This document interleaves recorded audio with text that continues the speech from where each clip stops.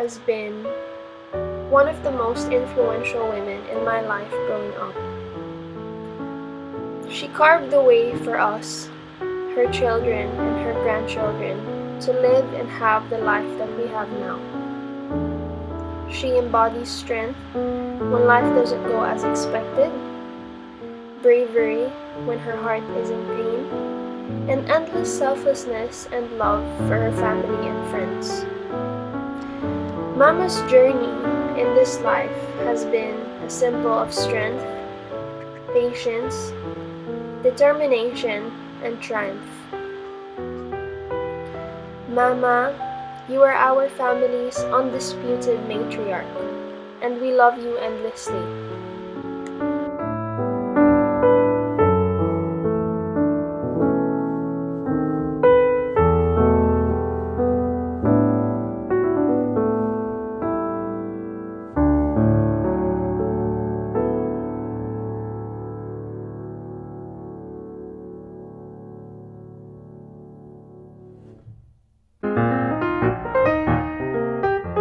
Our grandmother, Josephina Magno, was born on the 6th of March, 1937. I think when they lived in Posarobio, to a middle upper class.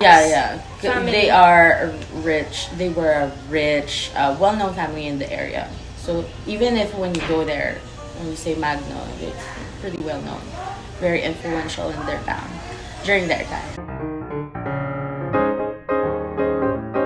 I remember Mama telling me about how she didn't live with her siblings. That's why at first she didn't really connect with them like how we connect with each other. But that's why during her later years, when she had less work and more time, she was able to have this connection with her siblings. That's why, that's why when you see them now, they really have that certain bonding that you can't really just break. Unbreakable. Yeah.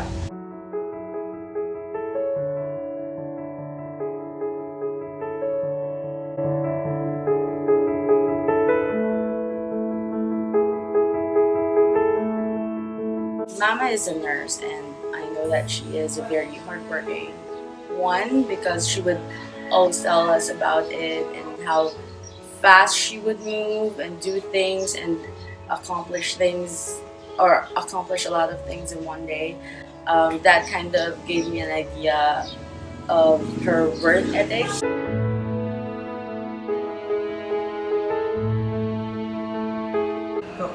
Hoy, Mrs. Hernani, matagal na tayong magkakilala. Magmula sa children, 55 years na. Wow, inaray na kitang pamilya, kaya malungkot kami, ako lalo na pagka nakikita ka tabi sa akin. Ang gusto ko malakas ka, yun ang importante sa lahat. Yan. Ang laki na naman na itutulong mo sa pamilya mo, matutuwa ka na ginawa mo ng lahat ng dapat mong gawin sa kanila. Dapat malakas ka, ayoko na nakikita kita na mahina, ayoko na makikita ka nakahiga, gusto ko nakikita mong malakas ka. So anyway, happy birthday na lang at magpalakas ka. Pasalamatan na lang natin ang Diyos. Salamat sa Diyos para sa iyo at para sa ating lahat.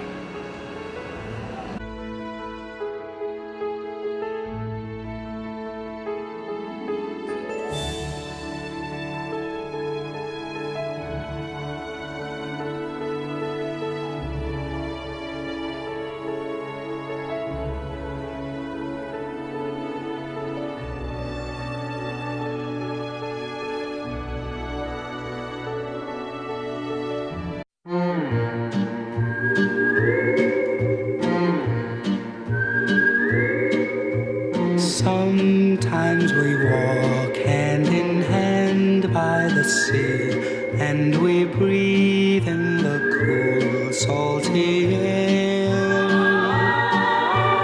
You turn to me with a kiss in your eyes, and my heart feels a thrill beyond compare. Then your lips cling to mine. It's wonderful, wonderful, oh so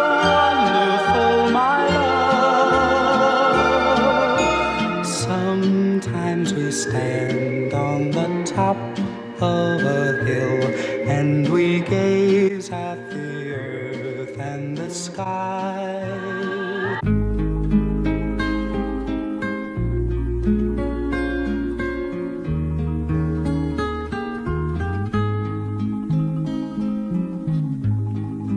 And I love you so. Mama became Josephina Magno Hernani on the 20th of August 1960 when she married my grandfather.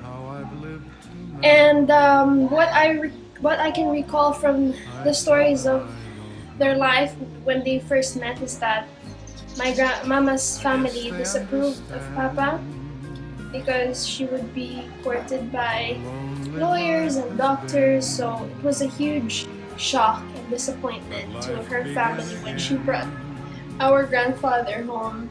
Yes. And you know, I think it was like a huge turning point for Mama because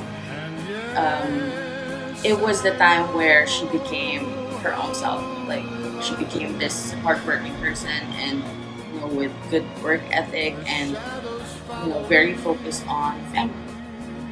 Life will set me free, but I don't let the evening get me down. Now that you're around. I saw this firsthand when I was really, really young. You guys weren't there yet, and I saw how Mama took care of a lot of things, everything for everyone. And, you know, it's very, as a mother myself, it's very admirable because, you know, she was able to do all that. You know, she had 5 kids. I only have 1, and, you know, it's very stressful already for me. And she had 5, so, you know, it was very impressive. I remember my mom would tell me stories of how, you know, in situations where they really need money and there isn't any, whatever she will do, you know, work as hard as she can. Even if she crawls, she will do whatever she can to get her kids to have a good education. Yeah, a good example of it is when it's exam week already and they are not permitted to take the exams, and she would, unless they pay the tuition. She would rush there with them and, you know, pay a portion of it just so they can take the exams. It's very, and it was funny at the same time. Yeah, there was a person who told Mama, you know, no need to send them to school because, you know, you don't have money anymore. Can't afford it. You can't afford it, so just leave it. And Mama told my grandfather, because that person is related to him, she said, tell her that you didn't get me from the street. I will send my children to school by hook or by crook. And that's exactly what she did. She sent them to exclusive schools, you know, not just to get the best education exactly she could provide for them. Yeah, and to get a degree. Yeah. That was her biggest achievement, I guess, in hindsight. Bringing all her children to school. Yeah, and graduate. Exactly, finish school.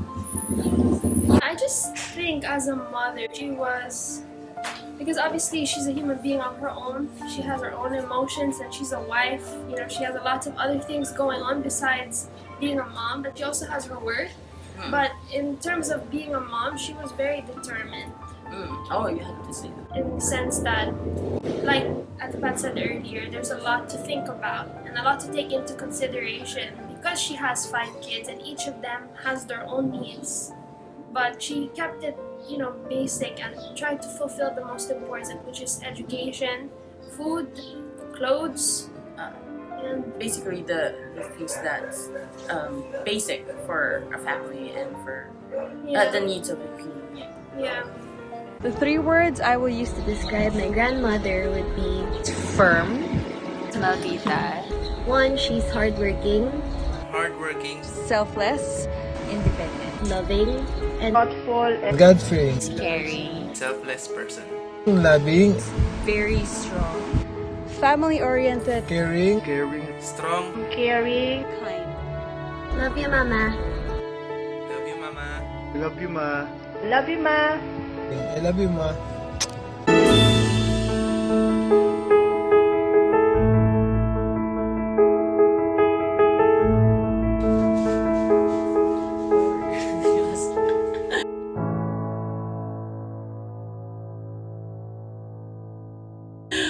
Tan! Where are we gonna start, Mama? How was Mama with you when you were just courting Mommy Ruth? Nakikita naman sa sarili ko, Mama always overfeed me.